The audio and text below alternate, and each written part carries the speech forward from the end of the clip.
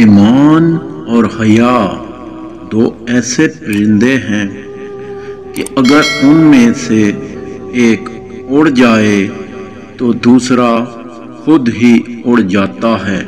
حضرت علی۔ مخلص شخص ہر بار خاموشی اختیار کر لیتا ہے، اس لیے نہیں کہ وہ بزدل ہوتا ہے، بلکہ اس لیے کہ اس کا ضمیر اجازت نہیں دیتا کہ وہ اپنوں کو انہی کے لہجے میں جواب دے۔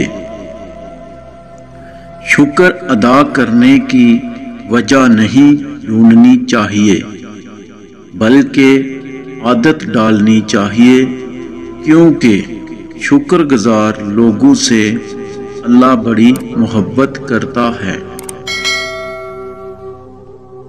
برداشت کرنا بزدلی نہیں، بلکہ زندگی کا ایک اہم اصول ہے۔ جس دل میں قوت برداشت ہے وہ کبھی بھی ہار نہیں سکتا۔ جو دوسروں کو عزت دیتا ہے اصل میں وہ خود عزت دار ہوتا ہے، کیونکہ انسان دوسروں کو وہی دیتا ہے جو اس کے پاس ہوتا ہے۔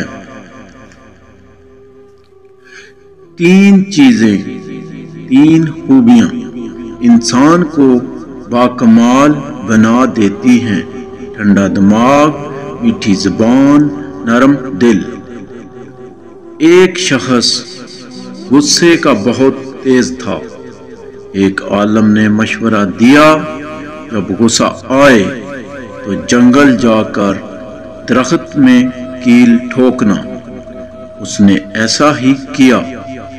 آخر ایک دن اس کا غصہ ختم ہو گیا۔ اس نے عالم کو بتایا۔ عالم نے کہا، اب اس درخت سے یہ کیلیں نکال لو۔ آدمی نے کیلیں نکال لی، لیکن درخت میں سوراخ ہو گئے۔ عالم نے کہا، یہ وہ سوراخ ہیں جو تم غصے کی حالت میں لوگوں کے دلوں میں کرتے تھے۔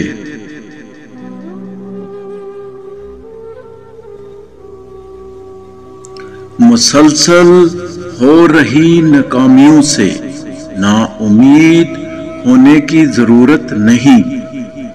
کبھی کبھی گچھے کی آخری چابی بھی تالا کھول دیتی ہے، لہذا پر امید رہیے اور اپنی کوشش جاری رکھیے۔